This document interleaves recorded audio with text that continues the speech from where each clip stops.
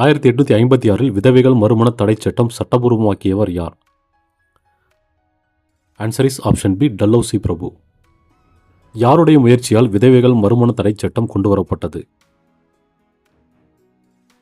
Answer is option B ஈஸ்வர சந்திர வித்யாசாகர். சுதந்திர இந்தியாவில் குழந்தை திருமண தடை திருத்தச் சட்டம் கொண்டுவரப்பட்ட ஆண்டு எப்போது?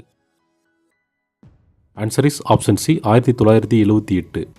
1916 பம்பாயில் பெண்கள் பல்கலைக்கழகத்தை கொண்டு வந்தவர் யார்? Answer is option A D K. Karve. சுதேசிகள் திருமண சட்டத்தை கொண்டு வந்தவர் யார்?